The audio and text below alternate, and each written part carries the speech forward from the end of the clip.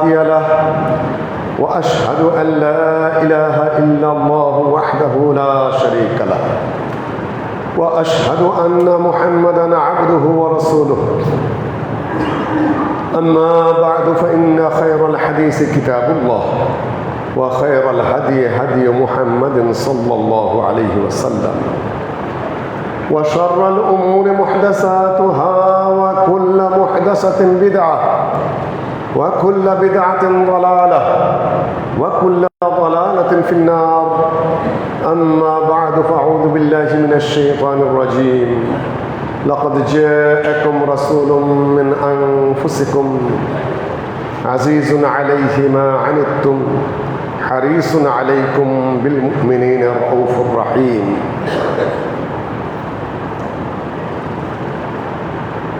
গুলশান বাড্ডা এরিয়ার বিখ্যাত বেড়াইদ এলাকার মোড়লপাড়া জামে মসজিদে 2024 সালের রবিউল আউয়াল মাসের কোনো একাংশে আপনাদের সামনে আজকে খুতবার বিষয় সিরাতুন নবী সাল্লাল্লাহু আলাইহি ওয়াসাল্লামের কতিপয় দিক।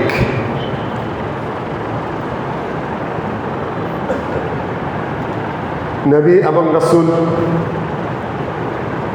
সর্বোচ্চ পোস্ট, প্রেসিডেন্ট হন, প্রধানমন্ত্রী হন, প্রধান সেনাপতি হন, প্রধান বিচারপতি হন, জাতিসংঘের সেক্রেটারি হন, আমেরিকার প্রেসিডেন্ট হন, সর্বোচ্চ ক্ষমতাধর মানুষের মধ্যে সবচেয়ে উপরে কে? নবী এবং রাসূল। আমেরিকার প্রেসিডেন্টকেও ঈসা আলাইহিস সালামকে সম্মান দিয়ে চলতে হয়, গির্জায় যায় শপথ নিতে হয়। আমেরিকার প্রেসিডেন্টের সাধ্য নাই যে আমেরিকার কোনো একটা গুরুত্বপূর্ণ গির্জায় গিয়ে বিনয়ের সাথে না চলে এসে পারবে, প্রেসিডেন্টশিপ থাকবে না। ব্রিটেনের রানীও না, প্রধানমন্ত্রী তো দূরস্থান।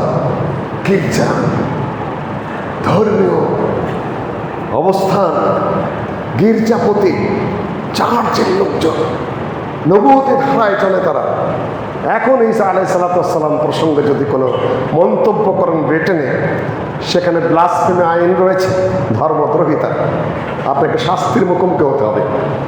আমরা তো এইটুকুই জানি তারা নাস্তিক, তারা খারাপ, তারা এই সেই নানান কিছু, কিন্তু সাংবিধানিকভাবে রাষ্ট্রীয়ভাবে সর্বোচ্চ ব্যক্তিকেও সম্মান দিয়ে চলতে হয়, নবীগণকে, রাসূলগণকে, তাদের ধর্মীয় গ্রন্থকে। কিন্তু মুসলিমরা এতটাই নিকৃষ্ট, তাদের একটা গ্রুপ এতটাই খারাপ, এতটাই নিচু যে সম্মান বোধটা তারা হারিয়ে ফেলেছে। পৃথিবীতে যে যত বড় ক্ষমতাধর, ক্ষমতাশালী, প্রভাবশালী হোক না কেন, নবুয়ত এবং রিসালাতের ধারে কাছে কোনো মানুষ নাই। এইটুকু বিশ্বাস আপনাকে প্রথম রাখতে হবে। সম্মানিত মুসলিমগণ, নবীগণের মধ্যে শ্রেষ্ঠ হলেন, রাসূলগণের মধ্যে শ্রেষ্ঠ হলেন 5 জন। 1 নম্বর হয়েছেন নবী মুহাম্মদ সাল্লাল্লাহু আলাইহি ওয়াসাল্লাম। সেকেন্ড পজিশনে রয়েছেন ইব্রাহিম আলাইহিস সালাম। থার্ড পজিশনে নূহ আলাইহিস সালাম না মুসা আলাইহিস সালাম, এ নিয়ে বিতর্ক রয়েছে। ঈসা আলাইহিস সালাম আছেন 5ম পজিশনে। উলুল আজমি মিনার রাসূল হলেন 5 জন। 1 নম্বরে নবী মুহাম্মদ সাল্লাল্লাহু আলাইহি ওয়াসাল্লাম, তিনি এসেছেন সবার শেষে, যার শেষে আর কোনো নবী নেই, কোনো রাসূল নেই। কিয়ামত পর্যন্ত কোনো নবী আসবেন না, কোনো রাসূল আসবেন না, সাল্লাল্লাহু আলাইহি ওয়াসাল্লাম। সম্মানিত মুসলিমগণ, নবীর আদর্শ ধরা, নবীর সুন্নাত পালন করা, নবীর রীতিনীতিতে বিশ্বাস করা, এটা যেন এখন গৌণ হয়ে গেছে। নেতাদের নামে যেরকম কর্মীরা ব্যবসা করে, আমি কিন্তু অমুকের কর্মী, আমি কিন্তু অমুক দলের, আমি কিন্তু অমুকের আদর্শ, সমাজে হাম্বিতাম্বি করা যায়, সমাজে একটা মস্তানি ভাব প্রকাশ করা যায়, সমাজে বড় ভাই হওয়া যায়।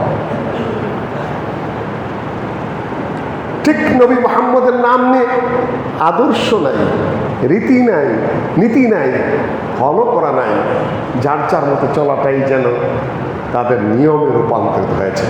নবী আসলেন কেন, রাসূল আসলেন কেন? আল্লাহ ওয়াহদাহু লা শারীকা লাহু স্বয়ং বলে দিয়েছেন, লাকাদ মান্নাল্লাহু আলাল মুমিনিনা ইয বাআসা ফীহিম রাসূলাম মিন আনফুসিহিম। আল্লাহ ওয়াহদাহু লা শারীকা লাহু ইহসান জিতলাচ্ছেন, নিজের দয়ার কথা স্মরণ করে দিচ্ছেন, নিজের করুণার কথা উল্লেখ করছেন যে আমি তোমাদের উপর দয়া করেছি, রহম করেছি, করুণা করেছি, যে আমি তোমাদের ভিতর থেকে রাসূল পাঠিয়েছি। মানুষের উপর সবচেয়ে বড় দয়া হলো আল্লাহ রাসূল পাঠানো, নবী পাঠানো। কেননা মানুষ অন্ধকারে নিমজ্জিত হবে, কোন পথে চলবে তারা দিক খুঁজে পাবে না, পথ হারা পশুর মতো হয়ে পড়বে, গরু ছাগলের মতো গাধার মতো হতে পড়বে। মানুষের মনুষ্যত্ব বোধই থাকবে না। নবী এবং রাসূলগণ এসে মানুষকে মনুষ্যত্বের পথে পথে পরিচালিত করেছেন। এটার নাম হলো মান্নাল্লাহ। মান মানে হলো কি, খোটা দেওয়া। আমি কি এটা করি নাই, আমি কি এটা দেই নাই, এই আমি কি তাদের উপকার করি নাই, এটা নাম হলো মান। এটা মানুষের জন্য হারাম। কারো যদি কোনো উপকার করেন আপনি বলবেন না। আপনি যত বড় নেতাই হন, যত স্বাভাবিক মানুষ হন, ধনী মানুষ, প্রভাবশালী, কথায় কথায় খোটা দেন। এই তোদেরকে খ্রিস্টান করে দিনে, ওই তোদের মসজিদে আমি টাকা দিই নাই, ওই তোর পোলার চিকিৎসার পয়সা আমি দিই নাই, ওই তোর মেয়ের গরম পেলার পয়সা আমি দিই নাই। হারাম। আল্লাহ দেওয়া জিনিস থেকে আপনি একটু উপকার করেছেন, মানুষের জন্য খোটা দেওয়া, ইহসান যেগুলো হারাম। এই জন্য আল্লাহর একটা সিফাতে হলো মান্নান, যিনি খোটা দেওয়ার অধিকার রাখেন, কেননা তিনিই তো সব দিয়েছেন। এখানে আল্লাহ বলছেন লাকাদ মান্নাল্লাহু আলাল মুমিনিন, মুমিনদেরকে আল্লাহ খোটা দেয়া বলছেন, ইহসান জিতলে বলছেন আমি কি করুণা করি নাই, রাসূল পাঠাই নাই, নবী পাঠাই নাই তোমাদের মধ্যে। এটা আল্লাহর সবচেয়ে বড় দান, বড় করুণা। তার কাজ কি? কয়েকটা কাজ আছে, প্রধান কাজ। সূরা, অন্য সূরায় যেতে হবে, সূরা জুমা বা মুনাফিকুনে, ওয়াল্লাযী বাআসা ফিল উম্মিয়িনা রাসূলাম মিনহুম, তিনি পাস করেছেন, পাঠিয়েছেন রাসূল তাদের ভিতর থেকে। তিনি কি করেন? ইয়াতলু আলাইহিম আয়াতিহি, যিনি তাদের সামনে আল্লাহর আয়াতকে তেলাওয়াত করেন, তাদেরকে হিকমত দান করেন।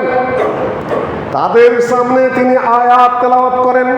হিকমা হলো তার নিজের বাণী, বিষয়বস্তু আল্লাহর পক্ষ থেকে, অর্থাৎ আল্লাহর পক্ষ থেকে আসা যে বাণী আর রাসূলের নিজের যে বাণী, সেটাও কিন্তু শরীয়ত। এখানে যারা কোরআন দাবি করেন, হাদিস শরীয়ত না, নির্দ্বিধায় তারা কাফের, তারা মুরতাদ। মসজিদে ঢুকতে দেবেন না, ওদের সাথে বিয়ে আসলে চলবে না। নির্দ্বিধায় যারা হাদিস নেয় কথা তুলবে হবে, হাদিস অস্বীকার করবে, যে বলবে কোরআনই যথেষ্ট, ও কাফের, ও মুরতাদ, ও শয়তান, ও ইবলিস, ও বদমাইশ। ওর সাথে কথা নাই, সালাম নাই, কালাম নাই। ওকে মুসলিমের গোরস্থানে ওর কবর হবে না। কতগুলো বদমাইশ মাঠে নেমেছে।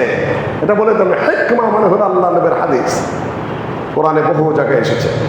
ওয়ায়ুযাক্কিহিম, তিনি পবিত্র করেন। ওয়ায়ুখরিজুহুম মিনাজ যুলুমাতি ইলান নূর, মানুষদেরকে অন্ধকার থেকে আলোর পথ দেখান, গোমরাহির থেকে তাদেরকে সত্যের পথ দেখান, মিথ্যা থেকে সত্যের পথ দেখান, পথভ্রষ্টতা থেকে সঠিক পথ দেখিয়ে দেন, অন্ধকার থেকে আলোর পথ দেখিয়ে দেন। যদিও তারা ইতিপূর্বে ছিল গোমরাহির মধ্যে, পথভ্রষ্টতার মধ্যে, পথ হারা মানুষদের মধ্যে গণ্য ছিল। কোরআনে একাধিক জায়গায় এই ভাষা এসেছে। সম্মানিত মুসলিমগণ, এই হলো নবীর মূল কাজ, রাসূলের কাজ। তাজকিয়া নিয়ে আজকে কথা বলবো না, সিরাতুন নবীর দুই একটা অংশ কিছু বলছি আপনাদের সামনে। ইব্রাহিম আলাইহিস সালাম দোয়া করেছিলেন, আল্লাহ নবী বলেছেন, আনা দাওয়াত ইব্রাহিম বা দোয়া ইব্রাহিম ওয়া বুশরা ঈসা, আমি হলাম ইব্রাহিম আলাইহিস সালামের দোয়া এবং ঈসা আলাইহিস সালামের সুসংবাদ।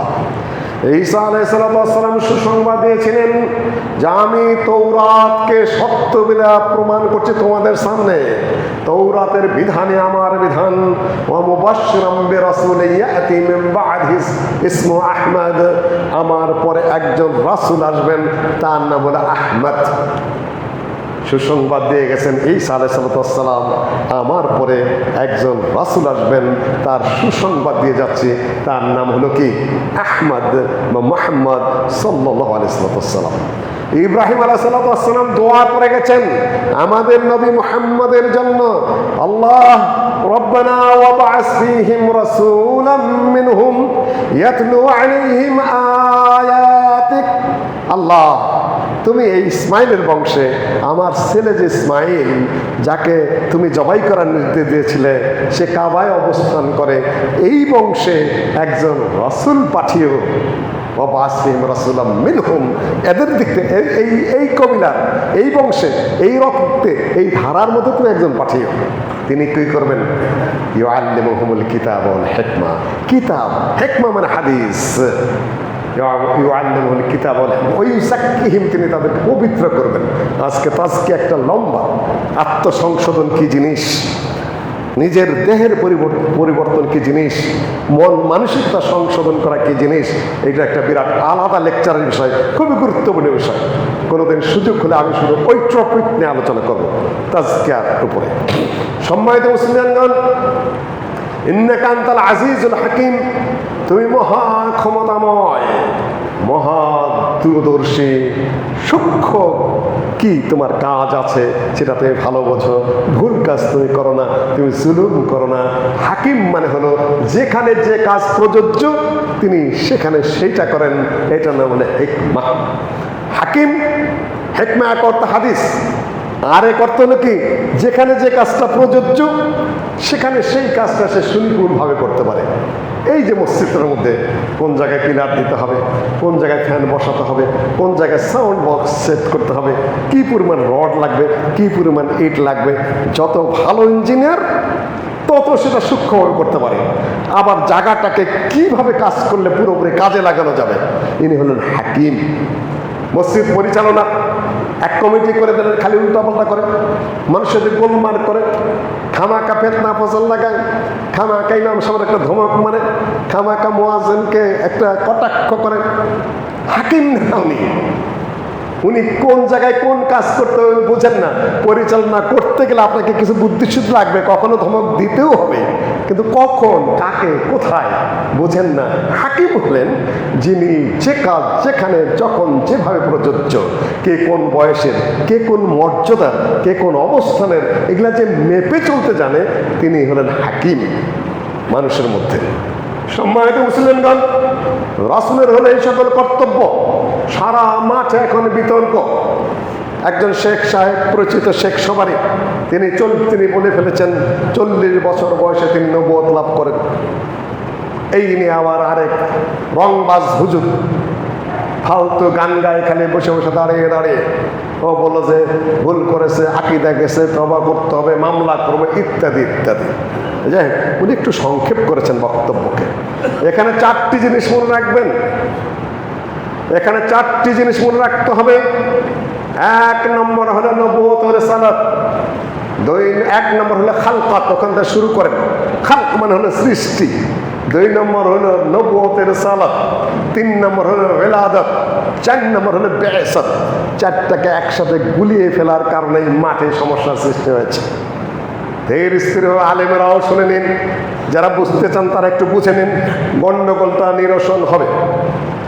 1 নম্বরে খালক মানে সৃষ্টি, creation. What is the first creation? প্রথম সৃষ্টি কে মানুষের মধ্যে? তিনি নির্দ্বিধায় আদম আলাইহিস সালাম। আদম আলাইহিস সালামের পূর্বে মানুষ শুধু কোনো কিছুই সৃষ্টি হয়নি। যারা বলেন বানর থেকে মানুষের সৃষ্টি, তারা হলে গাঁজাখোর কয়েকজন শয়তান বদমাইশ কিছু লোক, মাঝখানে কিছু সুযোগ পেয়ে অনেক কিছু করার চেষ্টা করেছে। মানুষের সর্বপ্রথম হলেন আদম আলাইহিস সালাম। বানররা বানরে, হনুমান হনুমানে, গরিলা গরিলে। হতে পারে তারা কোন যুগে সৃষ্টি আমার বিষয় নয়, কিন্তু প্রথম সৃষ্টি মানুষের মধ্যে আমাদের বাবা আদম, তারপরে আমাদের মা হাওয়া। এর মধ্যে নবী মুহাম্মদ সাল্লাল্লাহু আলাইহি ওয়াসাল্লাম প্রথম সৃষ্টি নন। তারপরে ওইটা আল্লাহ সৃষ্টি করলেন।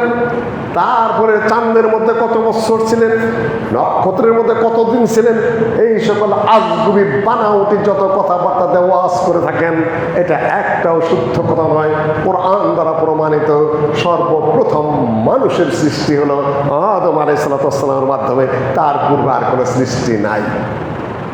যেটা বলে থাকে ওরা আউয়ালু মা খালাকাল্লাহু নূরি, সর্বপ্রথম সৃষ্টি করেছে আমার নূর, এটা মিথ্যা কথা, সহিহ হাদিসের বিপরীত কথা, বাজে কথা, মওজুদ জাল বানাউটি কথা।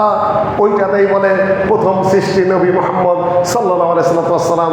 কেননা আসিয়া জাবের আউয়ালু মা খালাকাল্লাহু নূরি, সর্বপ্রথম যা সৃষ্টি করা সেটা আমার নূর, বানাউটি কথা, জালিয়াতি কথা সম্পূর্ণ।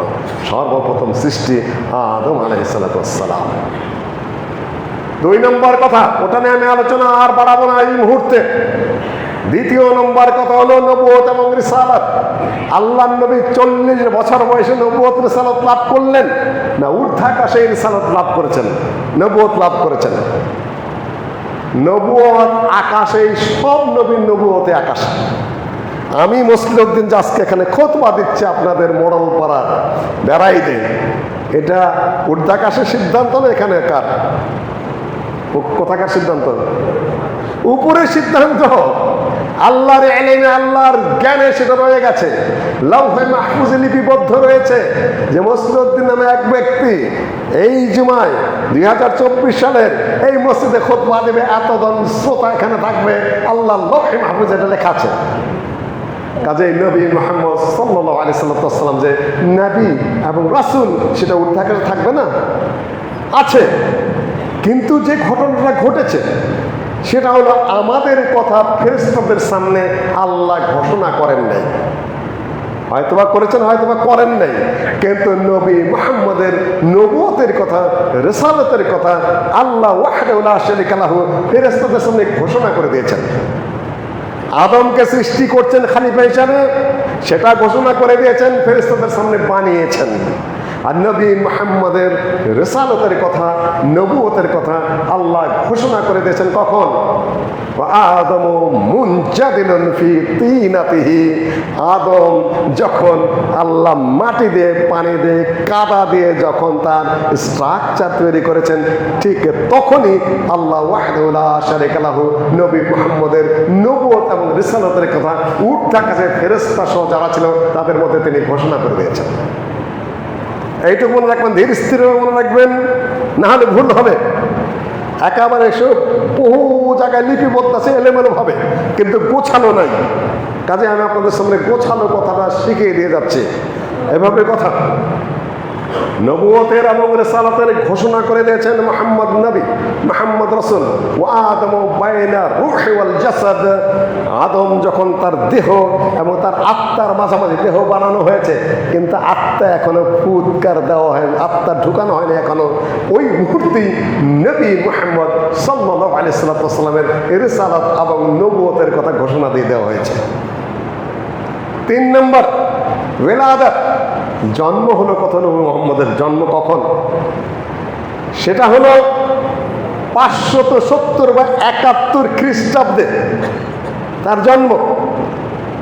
আল্লাহর ইলমে রয়ে গেছে, লাউহে মাহফুজে লিপিবদ্ধ আছে। রূহের জগতে তো তিনি ছিলেনই, আদমের ভিতরে তিনিও ছিলেন। যে রূহগুলা বের করা হয়েছিল ঊর্ধ্বাকাশে, সেখানে নবী মুহাম্মদের রূহ ছিল। রূহ এবং জাসাদ যখন বের করা হয়েছে, খুব ধীরে শোনার বিষয়, সব বিষয় আপনি একত্রে বলতে পারবো না, আপনাদের মাথায় ঢুকবে না। সেখানে তিনিও ছিলেন, কিন্তু তার জন্ম হলো কখন? জন্ম হয়েছে 570 বা 71 খ্রিস্টাব্দে। বাবা আব্দুল্লাহ, মা আব্দুল্লাহর ওরসে এবং মা আমিনার গর্ভে জন্মগ্রহণ করেছেন, স্বামী স্ত্রীর স্বাভাবিক মিলনের মাধ্যমে এবং স্বাভাবিকভাবে গর্ভধারণের মাধ্যমে। নবী মুহাম্মদ সাল্লাল্লাহু আলাইহি সাল্লাম আব্দুল মুত্তালিবের নাতি, তার কনিষ্ঠ পুত্র আব্দুল্লাহর ওরসজাত এবং মা আমিনার পেটের থেকে তিনি পৃথিবীতে এসেছেন। এটা না হলে বেলাদাত, জন্ম। এখন বিআসাত কখন? 4টা জিনিস করে মাথায় রেখো ছাত্ররা, যুবকেরা, আলেমেরা। বেয়াসত হলো মানে অ্যাপয়েন্টমেন্ট দেওয়া।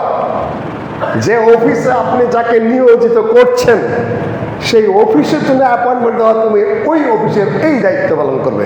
বর্তমান যেরকম দায়িত্ব বন্টন করা হচ্ছে বিভিন্নভাবে, উপদেষ্টা পরিষদে কে কে কোন অফিসে বসবেন, কোন দায়িত্ব পালন করবেন, তারপরে আরো কমিশন গঠন করা হয়েছে কে কোন দায়িত্বে কোন অফিসে বসবেন। নবী মুহাম্মদ সাল্লাল্লাহু আলাইহি সাল্লামকে এই উম্মতের জন্য অ্যাপয়েন্টমেন্ট দিয়ে, এক্সিকিউটিভ পাওয়ার দিয়ে যেটা পাঠানো হয়েছে সেটা হলো নবী মুহাম্মদ সাল্লাল্লাহু আলাইহি সাল্লামের 40 বছর বয়স। চারটার পার্থক্য কেউ কেউ বুঝতে পেরেছেন তো? কিছু কিছু বুঝে নেন, তাহলে আর গন্ডগোল থাকবে না। সম্মানিত মুসলিমগণ, একটা হলো খালকত সৃষ্টি, 2 হলো নবিয়ত এবং রিসালাতের ঘোষণা, 3 হলো জন্ম, 4 হলো অ্যাপয়েন্টমেন্ট কখন হলো, কার্যকর হলো কখন। এখন যদি আপনারা বলেন তিনি তো ঊর্ধ্বাকাশেই রাসূল নবী, তাহলে তো তিনি খাতামুন নবিয়্যিন, তারপরে রাসূল নাই, নবী নাই, তাহলে আদমের নবুয়ত টিকবে না, ইব্রাহিমের নবুয়ত টিকবে না, নূহের নবুয়ত টিকবে না, ঈসা আলাইহিস সালামের নবুয়ত টিকবে না। কেন? তিনি নবুয়তের অ্যাপয়েন্টমেন্ট পাওয়ার সাথে সাথে সকল নবীদের নবুয়ত বাতিল। তাহলে এই নবীদেরকে কি বলবেন? তার নবুয়ত নাই, তাদের রিসালাত নাই। তার মানে হলো কি, ঘোষিত ছিলেন কিন্তু এসেছেন শেষে। আগের নবুয়ত, নবীরাও নবী, রাসূলরাও রাসূল, নবী মুহাম্মদ সাল্লাল্লাহু আলাইহি ওয়াসাল্লামের পরে আর কোনো নবী বা রাসূল আসবেন না। কিন্তু ঊর্ধ্বাকাশে যদি বলি যে তিনি অ্যাপয়েন্টেড বা কার্যকর নবী, তাহলে লক্ষ লক্ষ নবীর নবুয়ত ওই সাথে সাথে বাতিল। আপনার বুঝে কথা বলেন, আন্দাজে ঝগড়া করবেন না, গলার জোরে চিৎকার পারবেন না। একটা হলো মাঠে ময়দানে চিৎকার করা, সুর দেওয়া এক জিনিস, এলেম অন্য জিনিস, জ্ঞান অন্য জিনিস, নিশ্চিতভাবে একটা জিনিস বোঝা অন্য জিনিস। বহু উস্তাদের কাছে পড়তে হয়, বহু কিতাব ঘাটাঘাটি করতে হয়, তারপরে ধীর স্থিরভাবে কথা বলা সম্ভবপর হয়। তারপরেও ভুল হয়ে যায়। আর তুমি গলা বাজে শিখাই, গলা কাঁপানি শিখাই, সুর দেওয়া শিখাই, তুমি এত বড় বয়সে হয়ে হাতি ঘোড়া মেরে চলেছ। আশ্চর্য ব্যাপার, অসম্ভব ব্যাপার এগুলা।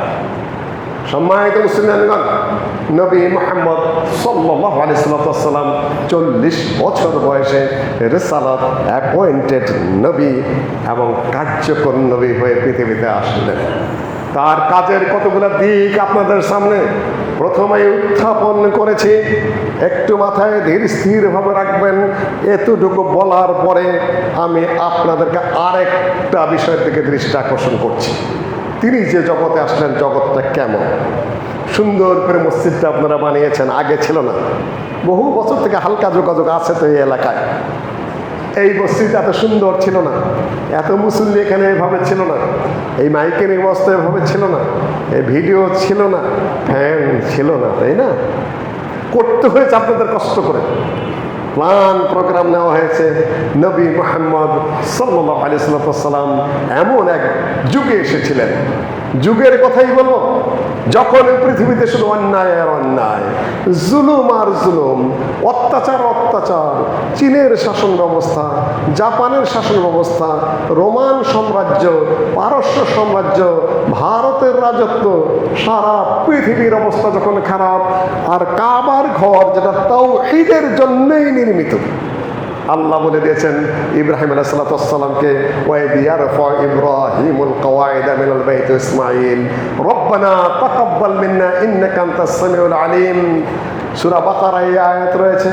সূরা হজ্জে আপনি ওখানে আবার যান, যখন ইব্রাহিম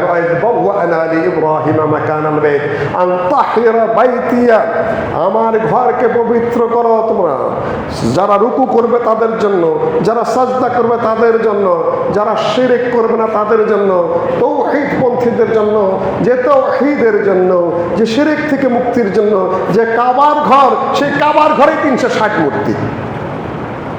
নবী মুহাম্মদ সাল্লাল্লাহু আলাইহি ওয়াসাল্লাম যখন 8ম হিজরিতে কাবায় ঢুকলেন, ঢোকার পরে দেখলেন যে ইব্রাহিম আলাইহিস সালাম আর ইব্রাহিম আলাইহিস সালাম এই বাপ বেটার মূর্তি বানানো আছে কাবার ঘরের ভিতরে, হাতে আবার দেওয়া আছে জুয়ার কাঠি।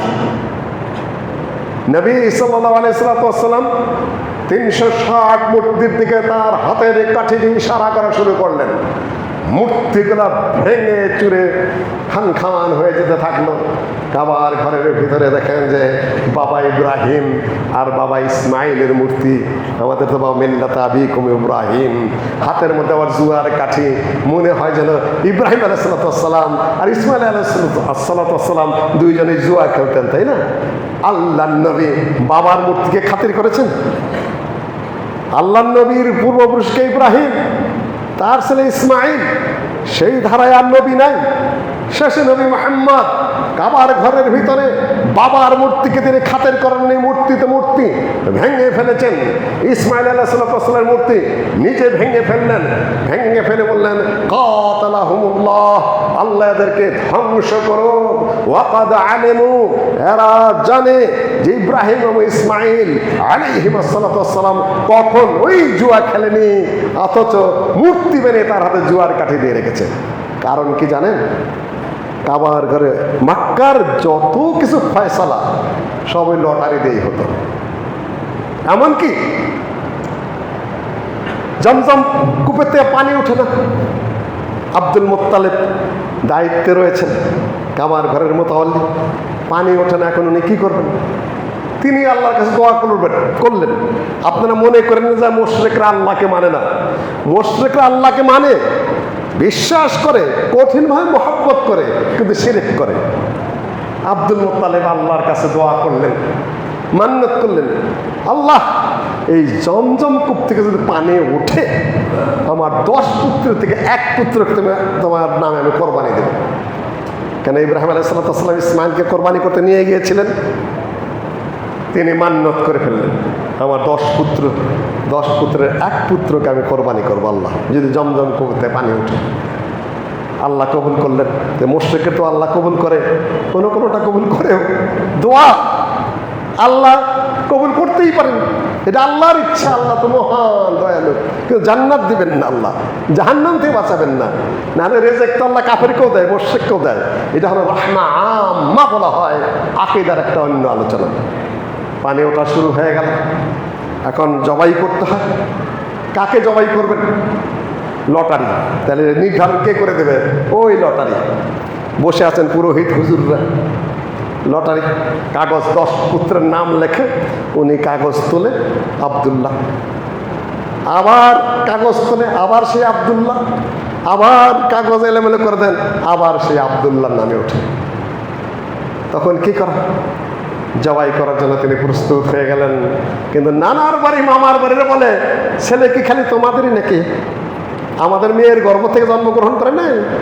তোমরা যে একা মান্নত করলা, জবাই করলাম, আমাদের নাতিকে, আমাদের বাইকনাকে আমরা জবাই করে দিব না। দুই কবিলা, বাপের বংশ আর মায়ের বংশে লেগে গেল যুদ্ধ। তখন কি করা যায়? তখন পুরোহিতরা সিদ্ধান্ত হলো যে 1 পুত্রের বিনিময়ে 100 উট জবাই করে দিত। 100 উট জবাই করে দিলেন তিনি। ওই যে দেখেন, ওটা নির্ধারণের ক্ষেত্রে ওই লটারি। বিচার আচারে যাবেন, কে অপরাধ করছে, কে অন্যায় করছে, ওই লটারিতে যার নাম উঠবে, যে একটার মধ্যে লেখা থাকবে নির্দোষ, আর একটার মধ্যে দোষী। কাগজের মধ্যে যে উঠবে, দোষী না হলেও সে দোষী, নির্দোষ হলেও সে দোষী হয়ে যাবে, আর দোষী থাকলে সে নির্দোষ প্রমাণিত হবে। সব লটারির মাধ্যমে। জুয়া খেলা, গরিব মানুষে কিন্তু জুয়া খেলতো না, জুয়া খেলতো ধনী মানুষে। ধনী মানুষের জুয়া খেলে জুয়ার পয়সা কিন্তু আমার নিজেরা খাইতো না। এই জন্য জুয়া খেলা ছিল তখন খুব একটা প্রশংসনীয় কাজ, ভালো কাজ। কেননা ধনীরা জুয়া খেলবে, জুয়ায় যার লাভ হবে, লাভের পয়সা সব দরিদ্রদের মধ্যে বন্টন করে দিয়ে দেবে। এই জন্য মানুষ খুব খুশি হইত, আজকে যদি অমুকে জিতে রে পয়সাগুলা পামো।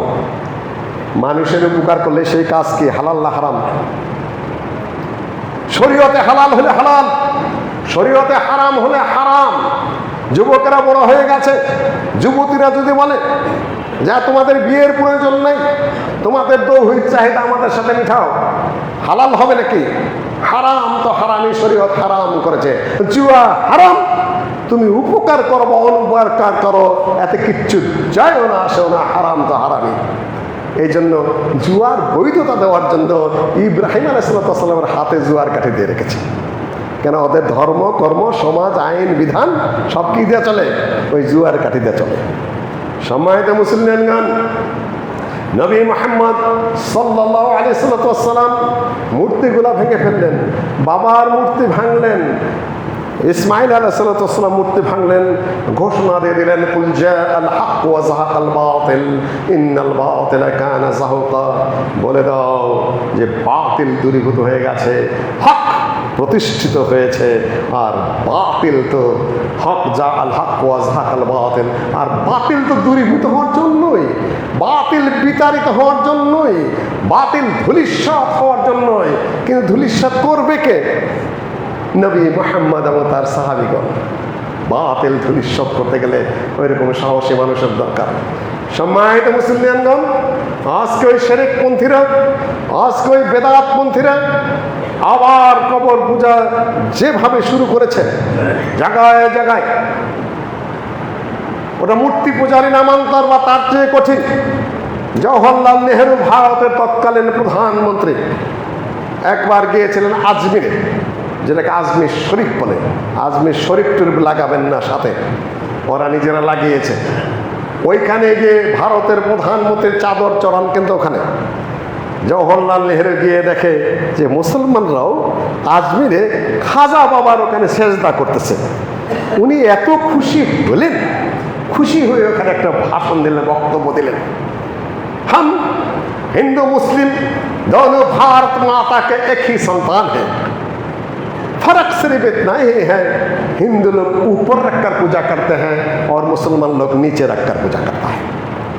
আমরা হিন্দু এবং মুসলমান উভয়ই ভারত মাতার একই সন্তান, পার্থক্য হলো এই হিন্দুরা মূর্তি উপরে রেখে পূজা করে আর মুসলমানরা কবরের মধ্যে ঢুকায় পূজা করে। খুব খুশি হয়ে গেলেন। সম্মানিত মুসলিমগণ, কবরের ব্যাপারে আল্লাহর নবীর নির্দেশ আলী রাদিয়াল্লাহু তাআলা আনহু থেকে বর্ণিত। তিনি আবু হাইয়াজ আল আসাদিকে বললেন, আলা আবআসুকা আলা মা বাআসানি আলাইহি রাসূলুল্লাহ সাল্লাল্লাহু আলাইহি ওয়াসাল্লাম আল্লা তাদা কবরান মুশরিফান ইল্লা সাওয়াইতা ওয়ালা তিমসালান ইল্লা তামাসতা। হে আবু হাইয়াজ আল আসাদি, তোমাকে কি এমন একটি কাজে পাঠাবো না যে কাজে আমাকে আল্লাহ নবী পাঠিয়েছিলেন? আল্লাহ তাদা কবরান মুশরিফান, কোনো উঁচা কবর পাবে না কিন্তু সেটাকে ভেঙে চুরমার করে দেবে। আল্লাহ তাদা কবরান মুশরিফান ইল্লা সাওয়াইতা ওয়ালা তিমসালান ইল্লা তামাসতা। যত ছবি পাবে, যত মুরাল পাবে, যত চিত্র পাবে সব মিশিয়ে দেবে। এটা মুসলিম সংস্কৃতি নয়। তখন ভাঙবে কে? এবারকার যা ভাঙচুর হচ্ছে কোন আহলে হাদিস করেনি, সত্যিকার কথা আমাদের জানা মতে কোন সালাফিরা করেনি। আপনারা কিন্তু সতর্ক থাকবেন, আপনাদেরকে একটা প্যাচে ফেলানোর জন্য একটা কৌশল চলছে। আহলে হাদিস এগুলো শুনতেও চায় না, বুঝতেও চায় না, প্যাচে পড়ার পরে তারপরে ঝামেলার মধ্যে পড়ে। এখন আমাদের মূর্তি ভাঙার সময় হয়নি। আল্লাহর নবী ৬ষ্ঠ হিজরিতেও কি করেছেন? কাবার ঘর তওয়াফ করেছেন, কাবার ঘর তওয়াফ করেছেন, উমরাতুল কাযা করেছেন। উমরা করতে রওনা করেছিলেন, মক্কার কাফেররা ঢুকতে দেয়নি। তিনি রাস্তার থেকে তাদের সাথে সন্ধি করে চলে এসেছেন। পরের বছর আবার তিনি কি উমরা করেছেন, এটা পক্ষ বলা হয় উমরাতুল কাযা। উমরা করেছেন কাবার ঘরের, তখন ৩৬০ মূর্তি রয়ে গেছে। কাবার ঘরে ৩৬০ মূর্তি রেখেই আল্লাহ নবী তওয়াফ করেছেন। তওয়াফ হলো কি হলো না? উমরা হলে কি হলো না? আল্লাহ নবী মূর্তিকে তওয়াফ করেছেন না কাবার ঘর তওয়াফ করেছেন?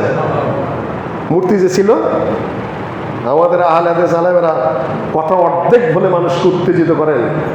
এটা সিরাতুন নবীর ধারা পদ্ধতি, আপনি কখন কোন কাজ করবেন। আল্লাহ নবী ফতে মক্কার আগেও কাবার ঘরের তওয়াফ করেছেন ৩৬০ মূর্তি সহ। এখন আপনি তো ফতোয়া দিবেন আল্লাহ নবী শিরক করেছেন, মূর্তি ছিল তওয়াফ হলো নাকি? আরে ভাই, আপনি সিরাত নাউজুবিল্লাহ জানেন, আপনি সিরাতুন নবী ঠিক মতো পড়েননি। আপনি বক্তৃতা করেই সমাজ উল্টে ফেলাবেন। আপনি মনে করেছেন যে আপনি মাদ্রাসা করেই সমাজ উল্টে ফেলবেন, মাদ্রাসা জরুরি ইলম হতে হবে, সুন্দর সুন্দর মসজিদ করে আপনি সমাজ উল্টায় ফেলাবেন। মসজিদ সবচেয়ে জরুরি ঘর, সবচেয়ে উত্তম ঘর, সবচেয়ে পবিত্র ঘর, সবচেয়ে সওয়াবের জায়গা, কোনো সন্দেহ নাই। কিন্তু সমাজ উল্টাতে পারবেন? আল্লাহর আয়াত নাযিল হয়েছে এখানে, আজালতুম সিকায়াতাল হজ ওয়া ইমারাতাল মাসজিদুল হারাম কামান আমানা বিল্লাহ। আল্লাহর নবী যখন মক্কা থেকে হিজরত করে মদিনায় চলে গেলেন, আবু জেহেল, আবু লাহাব, উতবা, সাইবারা আল্লাহর কাছে, মানুষের কাছে সমালোচনা শুরু করে দিল। আবু জেহেল তো আমার ঘরের দরজা ধরে কান্না শুরু করে দিল, মুশরিক নেতা। হে আল্লাহ, আমি মুহাম্মদকে শায়েস্তা করার জন্য যাচ্ছি মদিনায়, মুহাম্মদ আমাদের সমাজে ভাঙন ধরিয়েছে, মূর্তিগুলাকে গালিগালাজ করে, আমাদের নানান সমস্যা করেছে। ই আল্লাহ, দেখো এই মুহাম্মদ কোনো ভালো মানুষ নাকি? কাবার ঘরের খেদমত বাদ দিয়ে সে চলে গেছে মদিনায়। কাবার ঘরের খেদমতের সে ভালো কাজ আছে? কাবার ঘরের খেদমত সে বাদ দিল, সে এখানকে হাজিদের পানি পান করানো বাদ দিল, সে অনেক ভালো ভালো কাজ যারা আসে তাদের খেদমত বাদ দিয়ে কোন মদিনায় যায় পড়ে রয়েছে। আল্লাহ, ও কোনো ভালো মানুষ নাকি? আয়াত নাজিল হলো, আজালতুম সিকায়াতাল হজ ওয়া ইমারাতাল মাসজিদুল হারাম। তোমরা কি মনে করছো হাজিদেরকে পানি পান করানো আর কাবার ঘরের খেদমত করা তার চেয়ে উত্তম যে মাঠে লড়ে, সংগ্রাম করে? পুরা এতের অনুবাদ আমি আর ভাব অর্থ করে দিলাম খুব ছোট্ট করে। সব সময় সব কাজ নয়। কাবার ঘরে 360 মূর্তি রেখে আল্লাহ নবী তওয়াফ করেছেন। এখানে শিরকের কথা চলবে না। আপনি যে পরিস্থিতিতে আছেন এখন, আপনি মক্কা বিজয়ের আগের টাইমে আছেন। এখন আপনি মক্কা বিজয়ের সিরাতুন নবীর প্রতিবয় দিক আমি উল্লেখ করবো আপনার সামনে। এই মুহূর্তে আপনি ওই পজিশনে নাই, আপনি সে বুদ্ধিও নাই, আপনি সে জ্ঞানও নাই, আপনি সে যোগ্যতাও নাই। আপনার যোগ্যতা আমাদের সামাজিক যোগ্যতার যারা, যেটা আমাদের জামায়াতের যোগ্যতার যারা, সেটা একটা পজিশনে রয়ে গেছে।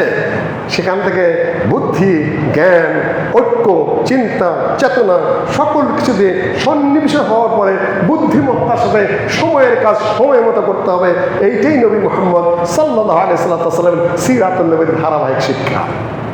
আপনি এখন 8ম হিজরিতে নাই যে কাবার ঘরের মূর্তি ভাঙবেন।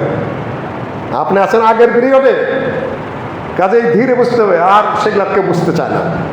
হঠাৎ করে একটা ভুল ফতোয়া দেয়, অসময়ে ফতোয়া দেয়, হঠাৎ করে একটা হঠকারী কাজ করে বসে, আর গোটা সমাজ যে কোনোভাবে আপনাকে ফাঁসানোর জন্য রেডি হয়ে রয়েছে। ওরাও কবর ভাঙবে, আপনার বিরুদ্ধে মামলা করে দেবে। আহলেদের সমাজগুলো আগে যে বিপদে পড়েছিল সেই বিপদের মধ্যে পড়ে যাবেন। আপনাকে এখন চিন্তা করতে হবে, ফতোয়া ঠিকই দিতে হবে, হাদিস ঠিকই বলতে হবে, কিন্তু প্র্যাকটিক্যাল ফিল্ডে নামার মতো অবস্থায় আপনি নেই। এখন এরা বলে কবর ভাঙবে কেন, মাজার ভাঙবে কেন? আরে ভাই, তুমি দলিলটা প্রমাণ করো যে কবর ভাঙা যাবে না। আল্লাহ নবী বলেছেন ভাঙতে। তুমি গড়ার চেষ্টা করছো, তুমি টিকে থাকার চেষ্টা করছো, তুমি কোন ধরনের মুসলিম? এটা শিরকের একটা অন্য রূপ। আর সেখানে কারা বসে আছে?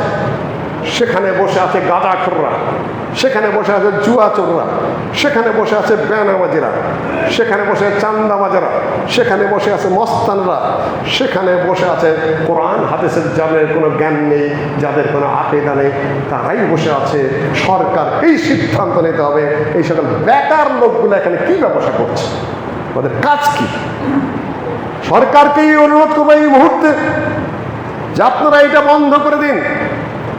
প্রাথমিকভাবে গাঁজাখোর, জোচ্চোর, হারামখোর আর এই চান্দাবাজগুলোকে ওখান থেকে আপাতত স্টপ করে দেন। দ্বিতীয়ত, এই সকল জায়গা নষ্ট করার কোনো অর্থ নেই। কবরের নামে বড় বড় জায়গা কেন ধ্বংস করা হবে, নষ্ট করা হবে? ওখানে আবাদের ব্যবস্থা করে দিন। আর যে সকল মসজিদের মধ্যে কবর আছে ওগুলো এই মুহূর্তে তুলে মসজিদগুলো খুব পবিত্র করে দিন। সম্মানিত মুসলিমগণ, এই হলো সরকারের প্রতি কর্তব্য। আলেম ওলামারা যারা আছে তারা আপোষমূলক কথাবার্তা বলছেন, আর কথা আপোষমূলক হবে না। কাজে গিয়ে পারছি না সেটা অন্য বিষয়। আপনার বক্তব্য জোরালো থাকতেই হবে। এটা হাদিস বিরোধী, এটা কোরআন বিরোধী, এটা শিরকি কাজ, এটা পবিত্র করুন, কিন্তু আপনি নিজে ভাঙতে যাবেন না। কেন? আপনি এখনো ফাতেহ মক্কার পর্যায়ে পৌঁছেন নাই, আপনি আগের স্তরে আছেন। সম্মানিত মুসলিমগণ, নবী মুহাম্মদ সাল্লাল্লাহু আলাইহি ওয়াসাল্লাম আসলেন। মক্কার 13 বছর পর্যন্ত তিনি যুদ্ধ ঘোষণা দেননি, কোনো কিছু ভাঙতে যাননি। মদের আয়াত তখন নাজেল হয়নি। আসছে আয়াত নাজেল হয়েছে ধারাবাহিকতার, হারাম তখন নাজেল হয়নি, চুরি করলে হাত কাটতে হবে এই বিধান নাজেল হয়নি, জেনা করলে বেত্রাঘাত করতে হবে, পাথর মারতে হবে এ হুকুম নাজেল হয়নি। মক্কার 13 বছর শুধু কি ঈমান আনো, আদব, আখলাক, আত্মীয়তার বন্ধন, উন্নত চরিত্র, স্বভাব ইত্যাদি শিরকের বিরোধিতা মৌখিকভাবে উনি কখনোই ভাঙতে চান নাই কিছুই। 13টা বছর চলেছে শুধু এই কাজ। মদিনায় যখন তার আলাদা রাষ্ট্র প্রতিষ্ঠিত হয়েছে তখন তিনি ডাক দিলেন, মক্কায় কিন্তু সালাত ফরজ হয়েছে, কোথায় মেরাজে, মদিনায় গিয়ে জামাত কায়েম করলেন, আজানের ব্যবস্থা করলেন, জুমার জামাতের ব্যবস্থা করলেন, ঈদের ব্যবস্থা করলেন। যুদ্ধ শুরু হলো তখন যখন তার একটি রাষ্ট্র হয়েছে। তিনি একজন শুধুমাত্র আকীদার লিডার নন, তিনি আকীদার লিডার, তিনি ইবাদতের লিডার, তিনি যুদ্ধ, তিনি তার ব্যক্তি জীবন, তার পারিবারিক জীবন, তার সামাজিক জীবন, তার আইনের জীবন, তার বিচারের জীবন, তার যুদ্ধের জীবন, তার সন্ধির জীবন, তার বন্দির জীবন, তার পররাষ্ট্রনীতির জীবন, প্রত্যেকটা জিনিস প্রত্যেকটি মুসলিমের জন্য আদর্শ। কিন্তু পাবেন কোথায় আপনি?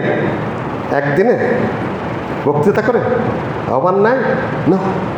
আপনাকে মনে রাখতে হবে খুব কম সংখ্যক আলেম আছে আমাদের, সেগুলো আবার অর্ধেক অর্ধেক বক্তৃতার আলেম। টোটাল জিনিস নিয়ে চিন্তা করার মতো মানুষ আল্লামা আব্দুল্লাহ আল কাফির পরে আর বোধ হয় এই ভূখণ্ডে জন্মগ্রহণ করেনি।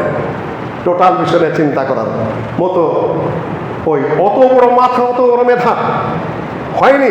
আল্লাহ নবীর 13 বছরের জীবনের ধারাবাহিকতা চিন্তা ভাবনা করে সমাজে আমার কি কর্তব্য হতে পারে, কখন কোন ধাপে আমি যাব। আল্লাহ নবী পারিবারিক জীবনের আদর্শ। পৃথিবীতে এমন কোনো মানুষ কি আছে যার জীবন পূর্ণাঙ্গ, যার ব্যক্তি জীবন স্বচ্ছ পরিচ্ছন্ন, যার পারিবারিক জীবন পূর্ণাঙ্গ, যার সামাজিক জীবন পূর্ণাঙ্গ পরিচ্ছন্ন, যার রাজনৈতিক জীবন পূর্ণাঙ্গ পরিচ্ছন্ন, যার অর্থনৈতিক জীবন পূর্ণাঙ্গ স্বচ্ছ পরিচ্ছন্ন, যার যুদ্ধনীতি পরিচ্ছন্ন পূর্ণাঙ্গ স্বচ্ছ, যার সন্ধিনীতি পূর্ণাঙ্গ স্বচ্ছ, যার বন্দিনীতি পূর্ণাঙ্গ স্বচ্ছ, যার আন্তর্জাতিক নীতি পূর্ণাঙ্গ স্বচ্ছ? No one never will be compared with him. না না না, নবী মুহাম্মদের ধারে কাছে কেউ নেই। একটু যদি আন্দোলন করে থাকেন পারিবারিক জীবনে কত মেয়ের সাথে তার সম্পর্ক খুঁজে দেখুন। একদিকে যদি আপনি ভালো দেখেন, আরেকদিকে শুধু কারবারি হারাম করিতে অভ্যস্ত। একদিকে যদি একটু ভালো দেখেন, আরেকদিকে অত্যাচারের জীবন, একদিকে গেলে আরেকদিকে অফ, আরেকদিকে গেলে আরেকদিকে অফ। পৃথিবীর বুকে পূর্ণাঙ্গ মানুষ সকল দিক থেকে একজনই, তিনি নবী মুহাম্মদ সাল্লাল্লাহু আলাইহি ওয়াসাল্লাম। আমরা সেই নবীর উম্মত হিসাবে সর্বোচ্চ গর্বের অধিকারী, সর্বোচ্চ সম্মানের অধিকারী, আমরা সর্বোচ্চ সবার চেয়ে শ্রেষ্ঠত্বের অধিকারী, যাদের উপরে শ্রেষ্ঠ কোনো উম্মত নেই। নবী মুহাম্মদ সাল্লাল্লাহু আলাইহি ওয়াসাল্লামের চেয়ে শ্রেষ্ঠ কোনো মানুষ নেই, আর নবী মুহাম্মদের উম্মতের চেয়ে শ্রেষ্ঠ কোনো উম্মত নেই। আকুলু কওলি হাযা।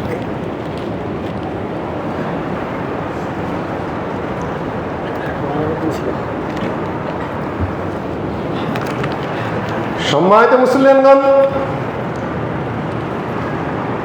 নবী জীবনের দু একটি দিক শুধু আমি বলবো, সেটা হলো দয়া, করুণা, ভালোবাসা, আন্তরিকতা। আয়েশা রাদিয়াল্লাহু তাআলা আনহা বর্ণনা করেছেন যে নবী মুহাম্মদ সাল্লাল্লাহু আলাইহি ওয়াসাল্লাম নিজের জুতা নিজে সেলাই করতেন, ইয়াখসিফুন না'ল। পারিবারিক কাজকর্ম করতেন, আয়েশা রাদিয়াল্লাহু তাআলা আনহা নিজে সুতা কাটতেন। তারপরে যখন আজান হয়ে যেত মসজিদে চলে যেতেন। কোনো এক সফরে দেখা গেল যে কেউ বলছেন আমি ছাগলটা জবাই করবো, ভেড়াটা জবাই করবো, আরেকজনে বলছেন তাহলে আমি গোস্তটা বানাবো, আরেকজনে বলছেন যে আমি তাহলে রান্না করব। আল্লাহ নবী বললেন তাহলে খড়ি তো লাগবে, আমি তাহলে খড়ি খুঁটে আনি। সাহাবীগণ বললেন আল্লাহ ইয়া রাসূলুল্লাহ, আপনি খড়ি খুঁটতে যাবেন? যে হ্যাঁ, আমি খড়ি খুঁটবো, একসাথে আসি সফরে, খড়ি খুঁটলে সমস্যা কি? আমি আল্লাহ নবী বলেছেন যে একই সাথে যখন চলি তখন এমনভাবে চলতে চাই যে আমাকে যেন কেউ আলাদাভাবে চিনতে না পারে। এক হিজরতের সময় আবু বকর রাদিয়াল্লাহু তাআলা আনহু এবং আল্লাহ নবী একসাথে মদিনায় ঢুকছেন। এখন কোনটা নবী কোনটা রাসূল চেহারা দেখে আন্দাজ করতে পারছে না কেউ। আবু বকর রাদিয়াল্লাহু তাআলা টের পেয়ে গেলেন, ওহো মানুষ তো দ্বিধার মধ্যে রয়েছে। পট করে নিজের হাতের যে চাদরটা ছিল আল্লাহ নবীর মাথায় ছায়া করে দিলেন, বুঝিয়ে দিলেন জনগণকে আমি নবী না, নবী উনি। কিন্তু আল্লাহ নবী বলছেন যে তামিজ করো না, জনগণের মধ্যে নিজেকে আলাদাভাবে শো করো না। কি নেতাই বা হলাম, 50-100 হুন্ডা সাথে থাকবে, ডানবান্দে জয়ধ্বনি করতে থাকবে।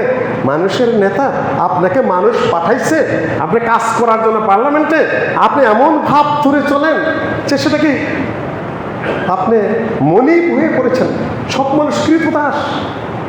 এ কোন আচরণ আপনাদের? কি শিখেছেন রাষ্ট্রবিজ্ঞানে? রাজনীতির কি শিখেছেন আপনি? ফাউল কেন আপনি? অহংকার করেন কেন? গর্ব করেন কেন? ক্যাডদারি করেন কেন? ইমোশনাল ভাব দেখান কেন? আপনি রাজনীতিও জানেন না, ধর্মনীতিও জানেন না। আপনি লজ্জা করেন, আপনি শরম করেন না? বেয়াদব নেতা বানান আপনারা। কি কারণে তোমার পিছনে 20টা হুন্ডা চলবে? তোমার কি হয়েছে? কি বেড়ান কোন জায়গায়? তোমার সাধারণ মানুষের মতো চলো। তোমাকে কেউ প্রভু বানায়নি, দায়িত্ব দেওয়া হয়েছে পার্লামেন্ট, তোমাকে বেতন দেয় জনগণের থেকে। তুমি তোমার দায়িত্ব পালন করো সাধারণ মানুষের মতো। আর পরে যদি কোনো চামচামে আর করো না তোমরা। একটা সময় এসেছে নিজেদেরকে চেঞ্জ করার জন্য, মানসিকতাকে, দাসত্বের মানসিকতাকে চেঞ্জ করার একটা সুযোগ এসেছে। খুব সুন্দর সময় এসেছে। নেতৃত্ব যারা করবেন নিজেদেরকে সংশোধন করুন এখন। আর পুরোদিনই সেগুলো মহড়া দেবেন না, অহংকার করবেন না, ক্যাডদানি দেখাবেন না, কোনো ভাব দেখাবেন না। অন্য দেশের প্রধানমন্ত্রী পর্যন্ত লোকাল বাসে চলে, তার পেছনে কোনো হুন্ডা দেখছেন? রাষ্ট্রীয় ভাই প্রোটোকল যতটুকু। ঋষভ কয়েকদিন আগে পদত্যাগ করলো ব্রিটেনের প্রধানমন্ত্রী, মাত্র 6 মিনিট বক্তৃতা করেছেন। পাশে বড় হলো ছাতি নিয়ে দাঁড়ায় আছে তার বউ। 6 মিনিট 2 থেকে 3 বার সরি বলেছেন, আমি দুঃখিত, আমি দুঃখিত, আমার দায়িত্ব পালন করতে পারি নাই। হেঁটে চলে গেলেন, বউয়ের সাথে ছাতি না, ছাতির একজন দিয়ে নিজের কাছে চলে গেছে। আর কি নেতারে ভাই তুমি? এ সকল বন্ধ, স্টপ, চিরতরে স্টপ। নবী মুহাম্মদ সাল্লাল্লাহু আলাইহি ওয়াসাল্লাম এটা কখনো করেননি। উম্মতে মুহাম্মদের জন্য শোভনীয় নয়। বক্তাদের গোছালো বক্তৃতা দিতে হবে এখন থেকে। এগুলা যেন আর প্রত্যাবর্তন না করে মানুষ স্বাভাবিকভাবে চলবে। আবু বকর রাদিয়াল্লাহু তাআলা আনহু, নবী মুহাম্মদ সাল্লাল্লাহু আলাইহি ওয়াসাল্লাম একসাথে আসতেছেন। মানুষের যে সন্দেহ হচ্ছে কোনটা আসলে আবু বকর রাদিয়াল্লাহু তাআলা আনহু তাড়াতাড়ি টের পেয়ে নবী মুহাম্মদ সাল্লাল্লাহু আলাইহি ওয়াসাল্লামের মাথার উপরে চাদর ধরলেন। তখন মানুষ বুঝতে পারল ইনি তো নবী মুহাম্মদ সাল্লাল্লাহু আলাইহি ওয়াসাল্লাম। সম্মানিত মুসলিমগণ, খাদিমদের সাথে একত্র বসে আল্লাহ নবী খাচ্ছেন, একসাথে বাচ্চাদের সাথে বসে খাচ্ছেন। এক বাচ্চা হাত একবার এদিকে নিচ্ছে, আবার ওদিকে নিচ্ছে, এদিকে খাবলা দিচ্ছে, ওদিকে টোকা দিচ্ছে। আল্লাহ নবী বললেন, ইয়া গোলাম, এই বাচ্চা শোনো, সাম্মিল্লাহ, বিসমিল্লাহ বলো। ওয়া কুল বিয়ামিনিক, তুমি ডান হাতে খাও। ওয়া কুল মিম্মা ইয়ালিক, তোমার সামনে যেটা আছে ওইটা খাও। তাহলে কতটুকু বাচ্চার সাথে উনি একসাথে খাচ্ছেন। সম্মানিত মুসলিমগণ, আল্লাহর নবী বাচ্চার হাত ধরে ধরে হাঁটতেন, বাচ্চাদেরকে সালাম দিতেন। ইস্তেহবাবুস সালামে আলা সিবিয়ান, বাচ্চাদেরকে সালাম দেওয়া। আল্লাহর নবী শিশুদেরকে সালাম দিতেন। ওমায়ের ময়না পাখি মারা গেছে। আল্লাহ নবী রশিদকে বললেন, ইয়া আবা ওমায়ের মা ফাআলান নুগায়ের, হে ওমায়ের তোমার নুগায়ের কি অবস্থা? উনি একটু দৃষ্টি আকর্ষণ করলে তাকে একটু সান্ত্বনা দিলেন। আর মহব্বতের ভালোবাসার ময়নাটা মারা গেছে। আল্লাহ নবীর দৃষ্টি সেটাও এড়ায় নাই। নবী মুহাম্মদ সাল্লাল্লাহু আলাইহি ওয়াসাল্লাম, দেখুন আজকাল মানুষ কিভাবে মানুষ পিটিয়ে মারে। ঢাকা বিশ্ববিদ্যালয়ে মরার অবস্থাটা দেখেন। দেখেন জাহাঙ্গীরনগর বিশ্ববিদ্যালয়ের ছাত্র কি পড়ছে, তারা কি শিখছে, কোন আদর্শ, কোন রীতিনীতি, সব তো ভাষণ দিচ্ছে। নীতি কোথায়? আদর্শের কথা কোথায়? উন্নত চরিত্রের কথা কোথায়? বিনয়ের কথা কোথায়? সব তো খালি অন্যান্য ভাষণ। আপনার ভাষণ দিয়ে যাচ্ছেন, মানুষ গড়বে কে? নবী মুহাম্মদ সাল্লাল্লাহু আলাইহি ওয়াসাল্লাম মানুষ গড়ে গেছেন, মানুষকে মানুষ বানিয়ে গেছেন। তা নিজে চর্চা করে মানুষকে শিখে মানুষকে মানুষ হিসাবে তৈরি করে গেছেন। আর সেই আদর্শ যদি আমাদের নেতাদের মধ্যে না থাকে, আমাদের বিচার বিভাগে না থাকে, আইন বিভাগে না থাকে, শাসন বিভাগে না থাকে, আমলাতন্ত্রে না থাকে, আলেমদের মধ্যে না থাকে, জাহেলদের মধ্যে না থাকে, খালি ভাষণ দিবেন, খালি বোতলের পরিবর্তন হবে, মদের পরিবর্তন হবে না। এক বোতল যাবে, আরেক বোতল আসবে, আগে যে মদ ছিল সেই মদ শুধু এই বোতলে আসবে। তাছাড়া একই দেশের মানুষ একই কাছাকাছি চরিত্রের ভাষণ দেবেন, যা তাই থাকবে, পরিবর্তন আসবে না। কেন? নবী মুহাম্মদ সাল্লাল্লাহু আলাইহি সাল্লামের আদর্শিক দৃষ্টিকোণ থেকে মানুষকে প্র্যাকটিক্যালি পরিবর্তন যদি না করা যায়, তাহলে যে লাউ সেই কদুই থাকবে। তবে আমরা আশাবাদী, ভালো আশা সবসময় পোষণ করি। সম্মানিত মুসলমানগণ, নবী মুহাম্মদ সাল্লাল্লাহু আলাইহি সাল্লাম দেখুন কত বড় দয়াবান। হালিমার ঘরে দুগ্ধ পান করেছেন। দুধ বোনের নাম হলো শাইমা। শাইমা কোলে করে রাখতেন নবী মুহাম্মদকে, খুব স্নেহ করতেন। আমার দুধ ভাই। লম্বা লম্বা কবিতা নিজেই বানাইতেন শাইমা। ছড়া কেটে কেটে নবী মুহাম্মদ সাল্লাল্লাহু আলাইহি সাল্লামকে কোলে নিয়ে এবারের থেকে ও বাড়িতে ঘুরতেন। এমনকি তিনি বর্ণনা করেছেন যে আমরা যখন রৌদ্রের মধ্যে যেতাম, আমাদের ভাই দুধ ভাই মুহাম্মদের উপরে একটা মেঘের ছায়া পড়ত অটোমেটিক। আল্লাহ নবী পরিবারে যাওয়ার পরে ছাগলের দুধ বেড়ে গেল, উটের দুধ বেড়ে গেল, মা হালিমার বুকের দুধ বেড়ে গেল, বারাকায় বারাকায় ভরে গেল।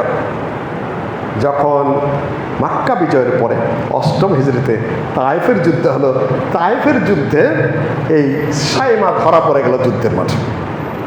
মেয়েরাও যুদ্ধে চলে এসেছে।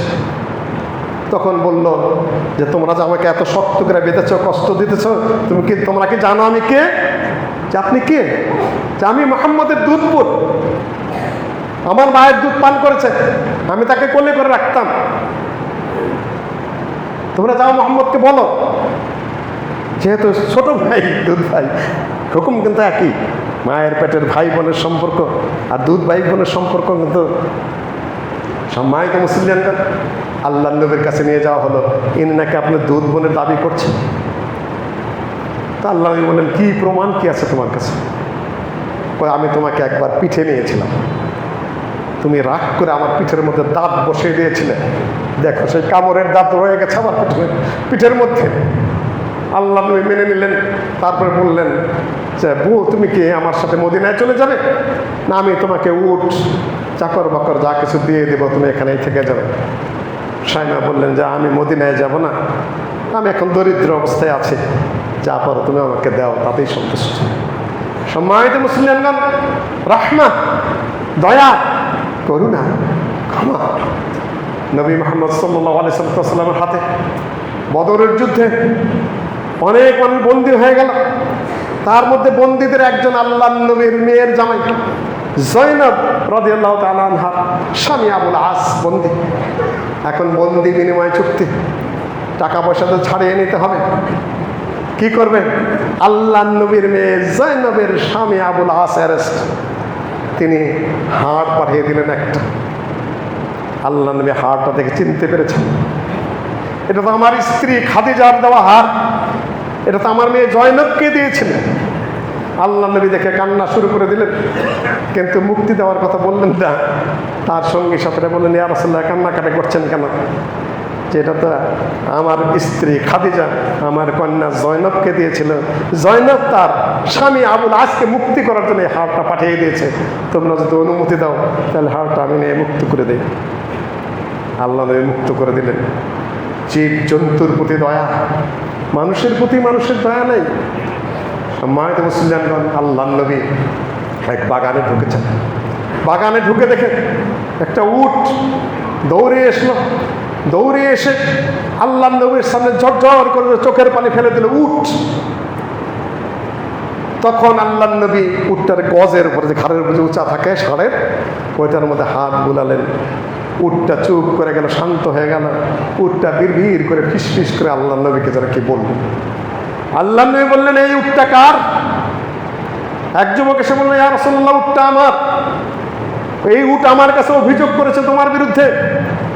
তুজিহু ওয়া তুদিবহু ওয়া তুদিবহু, তুমি একে খাবার দাও না ঠিক মতো, ভোকা রাখো, উপোস রাখো, আর একে বেশি বেশি খাটাও। এই কাজ তুমি করো না, হয় ছেড়ে দাও রাস্তায় চলাফেরা করে যা পাবে তা খাবে, না হয় তুমি একে পেট করে খাবার দাও। এ দেখো কীভাবে আমার কাছে সে ফিস ফিস করে অভিযোগ করলো। এটা আল্লাহ নবীর মুজিজা। সম্মানিত মুসলিমগণ, জীবেও দয়া করতে হয়। আপনারা যখন কোরবানি করবেন, আল্লাহ নবী বলেছেন ওয়ালিউহিদ্দা আহাদুকুম শাফরাতা, তোমরা ছুরিটা ভালো করে ধার দিয়ে নেবে। ওয়ালিউহিদ্দা বিহা, যেটা জবাই করবে সেটা যেন কষ্ট না হয়। এই যে আধা মানে আধা দিয়ে ধার করা, ওইটাতে ঘষা করে জবাই করা, পট করে কসাইরা ঘাড়ের মধ্যে একটা মোচড় দিয়ে ঘাটটা ভেঙে দেয়, হারাম কাজ। তুজ হেক, এটা হারাম কাজ। ভালো করে চাকু ধার দিয়ে নিতে বলা হয়েছে। আর এক গরুর সামনে চাকু ধার দেওয়া নিষেধ আছে। গরুটা দাঁড়িয়ে আছে, ওইখানে যদি আপনি চাকু ধার দেন, আল্লাহ নিয়ে বলেছেন গরুটাকে মরার আগেই মৃত্যুর ভয় দেখিয়ে দিচ্ছ, এই কাজ তোমরা করো না। বিড়ালকে কষ্ট দিয়েছে একজন, আল্লাহ নবী বলেছেন বিড়ালকে কষ্ট দিও না, জাহান্নামে যেতে হবে। হয় তাকে খাবার দাও, নাহলে ছেড়ে দাও, মাটিতে ঘুরে ঘুরে সে ঘাস ফুস চা খাবে। এক ব্যক্তি কুকুরকে পানি খাওয়ায় জান্নাতে চলে গেছে, বিড়ালকে কষ্ট দিয়ে জাহান্নামে চলে গেছে। নবীউর রহমা, দয়ার নবী। আরেকটা কথা বলে সে খতবা শেষ করছি। মক্কার জীবনে কত কষ্ট দিয়েছে আল্লাহ নবীকে। আল্লাহ নবীকে দেশ থেকে বিতাড়িত করে দিয়েছে, ঘাড়ের উপরে ভুঁড়ি ফেলেতে তাকে চাপা দিয়েছে, 3 বছর পর্যন্ত গৃহবন্দী করে রেখেছে। কষ্টের পরে কষ্ট দিতে দিতে আল্লাহ নবী হিজরত করেছেন। 8ম হিজরতে যখন মক্কা জয় হলো, কাফররা এসে বলছে যে এখন আমাদের কি হবে? আল্লাহ নবী বলে দিলেন যে তোমরাই বলো আমি তোমাদের সাথে এখন কি আচরণ করব। ক্ষমতা তো এখন সব আল্লাহ আমার হাতে দিয়ে দিয়েছেন, তোমরাই বলো কি করব। আমি তোমাদের হাতে ছেড়ে দিলাম যে তোমরা যা করেছো আমার সাথে, আমার সাহাবীদের সাথে দেশান্তরিত করে দিয়েছ, এখন আমি কি করতে পারি? বলে আখুন করিম, ওয়াইবনে আখিন করিম, তুমি আমাদের একজন সম্মানিত ভাই, সম্মানিত মানুষের পুত্র, সম্মানিত মানুষের নাতি, তোমার কাছে তো ভালো ব্যবহার ছাড়া আর কোনো খারাপ আশা তো আমরা করতে পারি না। আল্লাহ নবী বললেন যাও, আমি তোমার তোলাকা, আমি সব ক্ষমা করে দিলাম, আমি কোনো প্রতিশোধ নিতে আসিনি। আল্লাহ নবী কখনো নিজের প্রতিশোধ নেননি। দিনই ব্যাপারে যদি কিছু হয়, আল্লাহ নবী সেটার ব্যবস্থা মনে করেছেন। আল্লাহ নবীকে যতজন মেরেছে, যতজন ঢেল দিয়েছে, যতজন গালি দিয়েছে, যতজন দেশান্তরিত করছে, আল্লাহ নবী ব্যক্তির প্রতিশোধ একটাও নেন নাই চিরজীবনে।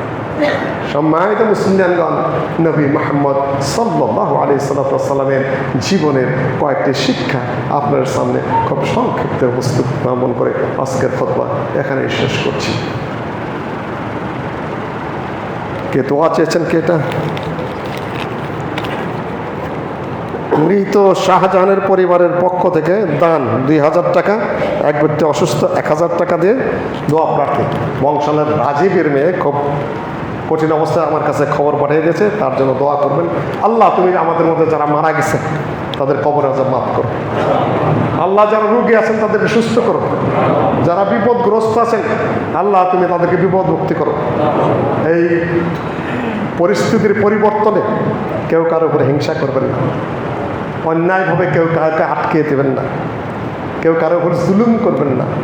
মুসলিম ভাই, একই মসজিদের মুসল্লি, এক একজন এক এক পার্টি করতেই পারে, গণতান্ত্রিক দেশ। এই জন্য মসজিদের মধ্যে থেকে সবাই ভাই ভাই হিসাবে চলবেন। আইনের কাছে কেউ যদি অপরাধী হয় সেটা আইন দেখবে, বিচার কেউ হাতে তুলে নেবেন না। হিংসাই যদি করি, বিদ্বেষে যদি করি, মানুষকে যদি বিপদেই ফেলাই, আল মুসলিম আখুল মুসলিম, মুসলিম মুসলিমের ভাই, এই হিসাবেই চলবেন। আহলে হাদিস মসজিদগুলোতে আমরা চাই শান্তি শৃঙ্খলা। আলামিন জামে মসজিদের একটা দায়িত্ব আছে, সেখানে সেই সময় বলে দিয়েছে না, এগুলা নয়, এগুলা খারাপ কাজ। মুসলিমরা মুসলিমদের সাথে খুব ভালো আচরণ, সুন্দর আচরণ আপনারা করবেন এবং সবাই সবাইকে উপকার করার চেষ্টা করবেন। আইন আইনের পথে চলবে, বিচার বিচারের পথে চলবে, কিন্তু কেউ দুনিয়াতেও দায়ী হতে যাবেন না, আখিরাতেও দায়ী হতে যাবেন না। এইটাই আপনাদের কাছে শেষ অনুরোধ থাকলো। হে আল্লাহ, তুমি দেশটাকে ভালোর দিকে নাও, শান্তির দিকে নাও, সুস্থতার দিকে নাও।